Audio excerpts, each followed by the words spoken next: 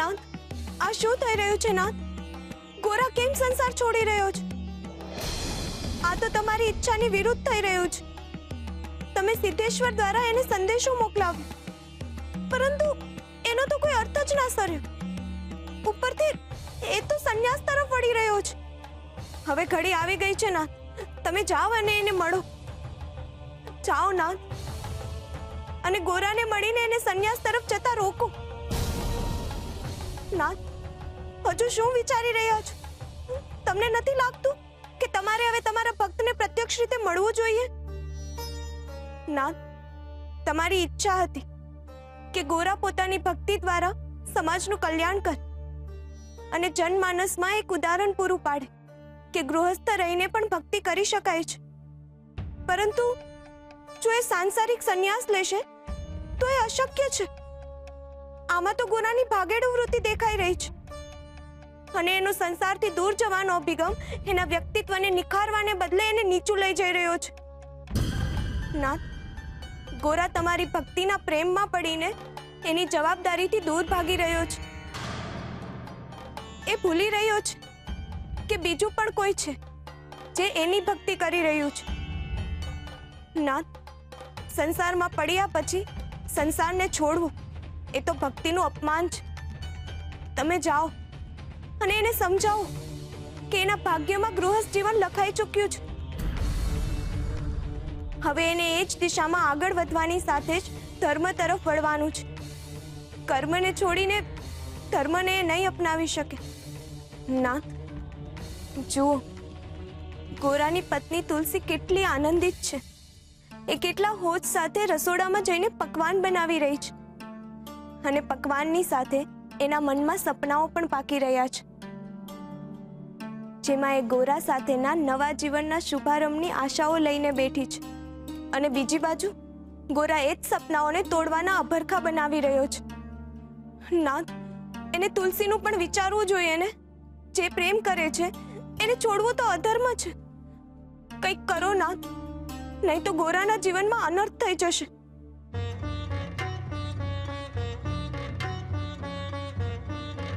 આ ગોરાના જીવનની કસોટીની પળ છે રૂકમણી. રૂકમણી, ભક્તિ એ ઈશ્વર સુધી પહોંચવાનો માર્ગ નથી. ભક્તિ એ પોતે જ ઈશ્વર છે. શ્રદ્ધા એ પોતે જ પરમેશ્વર છે. એટલે ત્યાં સુધી પહોંચવું એ ઈશ્વરને પામવા બરાબર જ છે. ગોરાના જીવનમાં આવેલી આ પળ એના ધર્મ અને કર્મના સંતુલનના ન્યાયની પળ છે. હવે એણે ભક્તિ અને એની ગૃહસ્થી વચ્ચે સંતુલન જાળવવાનું છે, અને આ સંતુલન એની ભક્તિની ઉચ્ચતા સાબિત કરશે. બસ મારે એને આ જ કહેવાનું છે.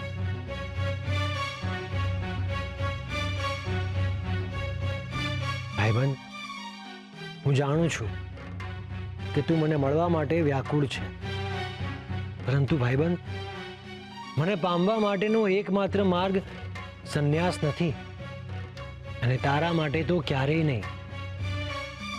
તારે તો સંસારને સંદેશ પૂરો પાડવાનો છે કે કર્મ અને ધર્મને એક સાથે ચલાવી શકાય છે. જે ચાકડા પર માટલા ઘડી શકાય છે, એ જ ચાકડા પર દીવડા પણ ઘડી જ શકાય છે. તારે સંસારને એ વાત સમજાવવાની છે.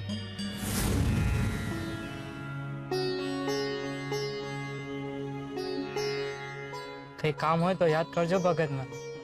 હવે હું ફક્ત હરીને જ યાદ કરીશ.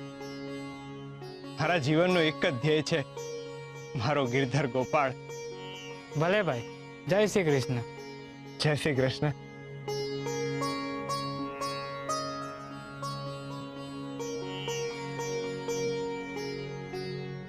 હરી, તમારા માર્ગની એક અડચણ તો ટળી. હાલો, હવે થોડા ભજન ગાઈ લો.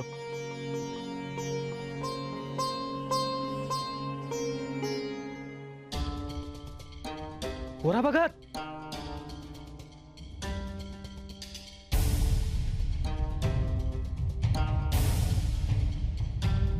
કોણ છો તમે? ભગત, હમણાં ને હમણે તમે રાજમહેલ પહોંચો. કેમ, શું થયું? મહારાજ તમને ખાનગીમાં મળવા માંગે છે. હું મહારાજનો ગુપ્તચર છું અને મહારાજે જ મને આયા મોકલ્યો છે.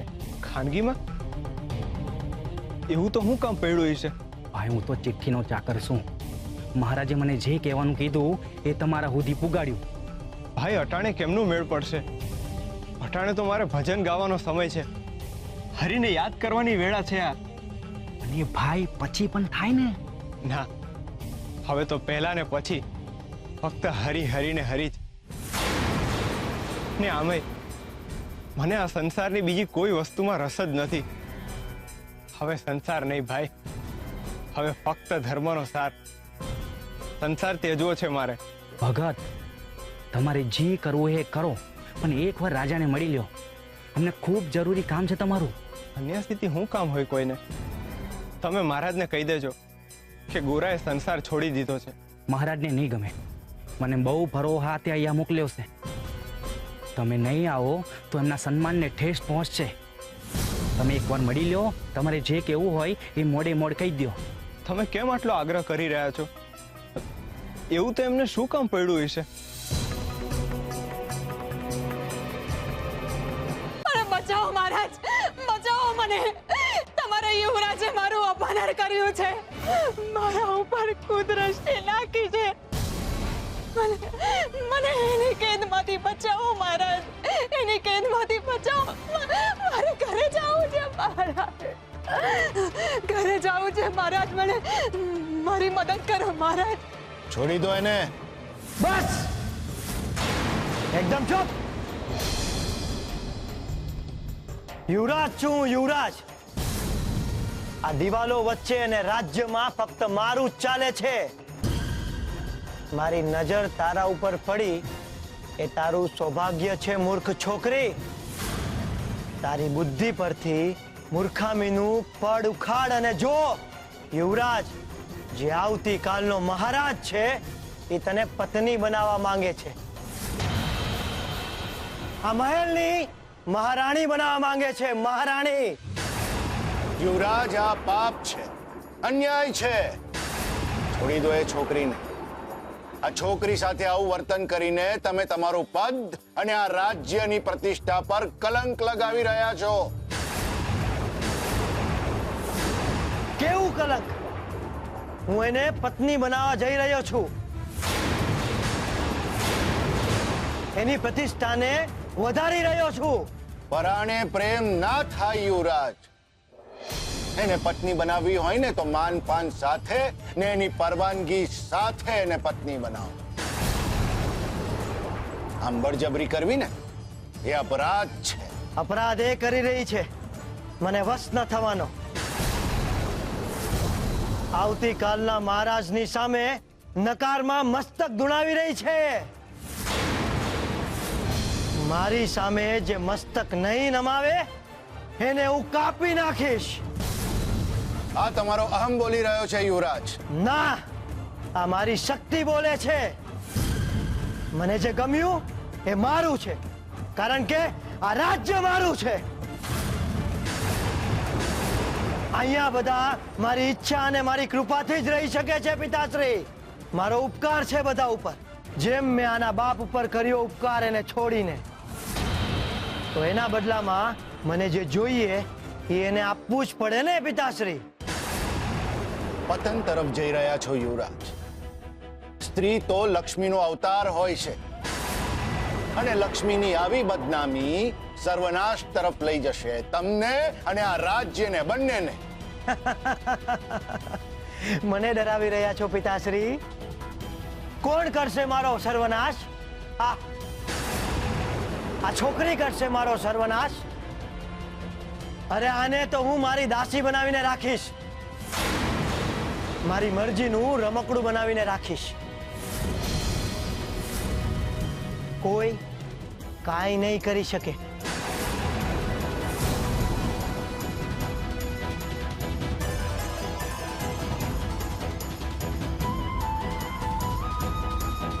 તું ચિંતા નહીં કર. પ્રેમથી માની જઈશ તો હું તને પ્રેમથી રાખીશ. પ્રેમથી આ મહેલની મહારાણી બનાવીશ. નથી બનવું મારે આ મહેલની મહારાણી. તમારા જેવા લોકો રહેતા હોય એ જગ્યાને પણ શું કરો છો?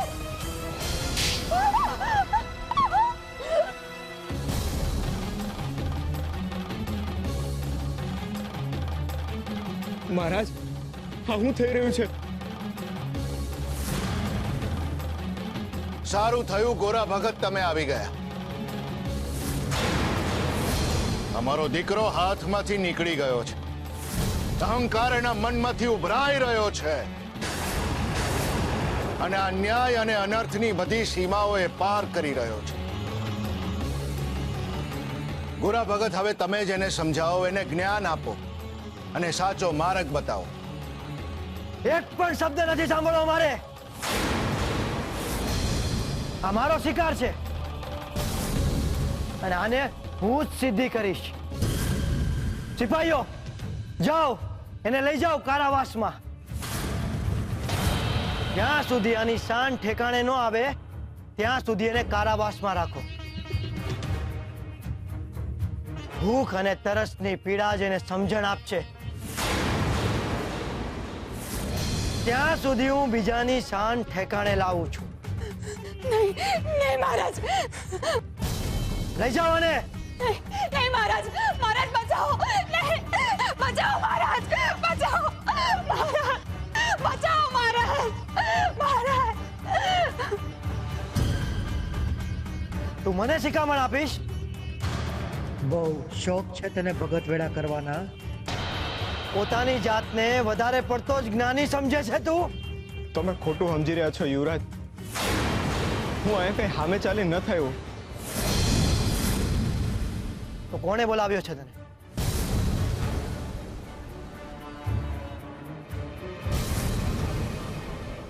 હું બોલું ને હું ના બોલું, હા હું હાલે છે. અસત્ય હું બોલી નહીં શકું ને જવાબ તો મારે દેવો જ પડશે. હે હરી, મારા જીવનમાં હા અચાનક કેવું વાવાઝોડું આવી ગયું છે. મારે આ બધામાં નથી પડવું. મારે માત્ર ને માત્ર તમારું જ નામ લેવું છે. પણ હું કરું હરી? હા અન્યાયને હું જોઈ ન થકતો. એક બાજુ અન્યાય સામે પડકાર આપવાનું મન ખાય છે તો બીજી બાજુ શાંત જીતે બધું મૂકીને તમારી ભક્તિ કરવાનું મન. મને ખબર છે બીજાનું દુઃખ જોઈ નથી શકાતું ને મારું સુખ માત્ર તમારામાં જ છે. સમજાતું નથી કે કઈ બાજુ જાઉં. શું વિચારે છે ભગત? જવાબ આપ. શું કામ આવ્યો છે અહીંયા? યુવરાજ, હું અહીંયા બીજા કામ હાટું આવ્યો હતો, પણ તમે એ છોકરી હારે કર્યું ને એ યોગ્ય નથી, પાપ છે.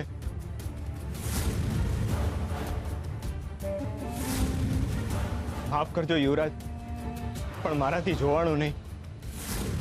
તમે એ છોકરી હારે કર્યું ને એ યોગ્ય નથી. શું બોલ્યો તું? યુવરાજ, મહારાજ જેવી દ્રષ્ટિ રાખો. જુઓ એમની સામે કે એ કેટલા દયાળુ છે, હરિભક્ત છે. તમારા બાપાએ ઊભી કરેલી લાજ, એમની આબરૂ ને એમની પ્રતિષ્ઠાનું તો માન રાખો. માફ કરજો યુવરાજ, પણ માધવપુરના રાજા હજી મહારાજ જ છે. એટલે આ રાજ્ય અને ગામમાં હું થવું જોઈએ એનો નિર્ણય તમે લ્યો એ યોગ્ય નથી.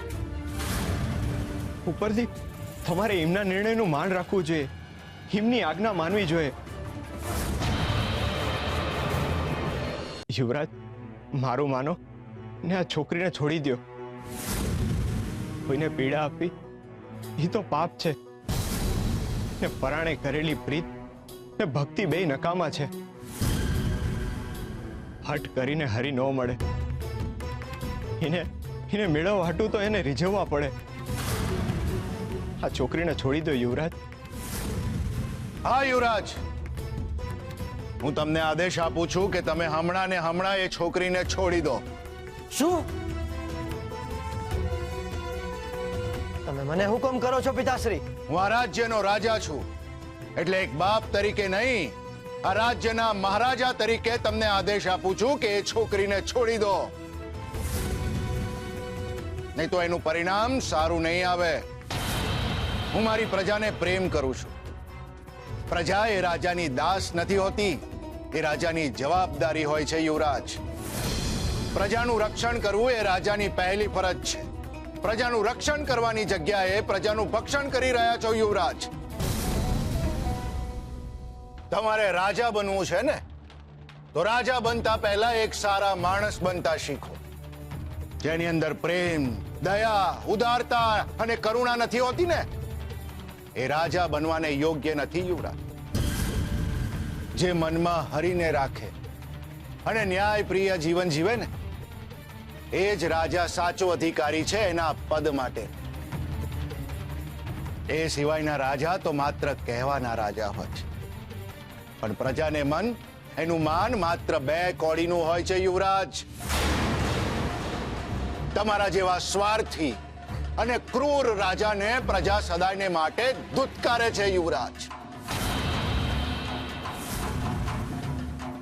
તમને પ્રજાનો પ્રેમ ક્યારેય નહીં મળે. આજથી સારા કામની શરૂઆત કરો અને તમારા પાપોનું પ્રાયશ્ચિત કરો. અને હું પણ તમે કરેલા પાપોનો સાક્ષી છું, એટલે પ્રાયશ્ચિતની શરૂઆત પણ હું જ કરીશ. હું રાજા શૂરસિંહ આ રાજ્યના રાજા હોવા બદલ તમને અપરાધ કરવા બદલ સજા આપું છું. સજા? અને એ પણ યુવરાજ ને? તમે યુવરાજ હતા, હવે નથી રહ્યા. હું આજથી, અત્યારથી જ તમારી પાસેથી તમારું યુવરાજ પદ પાછું ખેંચું છું. અને એટલું જ નહીં, સાથે સાથે આવનારા 15 વર્ષ માટે તમને વનવાસની સજા આપું છું.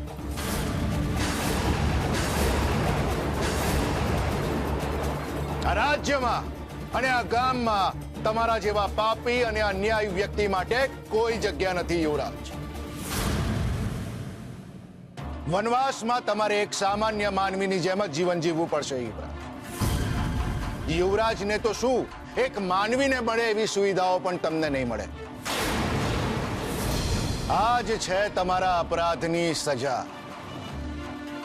મારા મૃત્યુ પછી ભલે આ રાજ્યના રાજા ભગવાન શ્રી કૃષ્ણ બને, પણ તમે કોઈ કાળે મારી પ્રજા પર અધિકાર નહીં જમાવી શકો.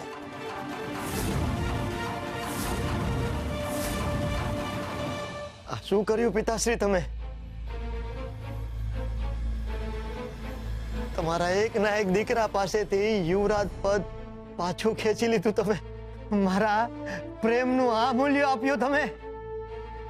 તમને ખબર છે હું તમને કેટલો પ્રેમ કરું છું, તમારા માટે કેટલું માન છે મને. મારા પ્રેમની સીમા અસીમ છે પિતાશ્રી. તમને જોઈ જોઈને તો મને રાજા બનવાની ઈચ્છા જાગી. બાળપણથી જ તમને જોતો આવ્યો છું અને ત્યારથી જ નક્કી કરી લીધું કે હું પણ મહારાજ બનીશ. તમારો આ મુકુટ હું પહેરીશ, આ રાજગાદી ઉપર બેસીને શાસન કરીશ. હું હંમેશા વિચારતો હતો પિતાશ્રી કે મોટો થાઈશ ને એટલે રાજા બનીશ. રાહ જોતા જોતા હું યુવાન થઈ ગયો, રાજા બનવાને યોગ્ય થઈ ગયો, પણ હજુ પણ હું યુવરાજ જ છું પિતાશ્રી.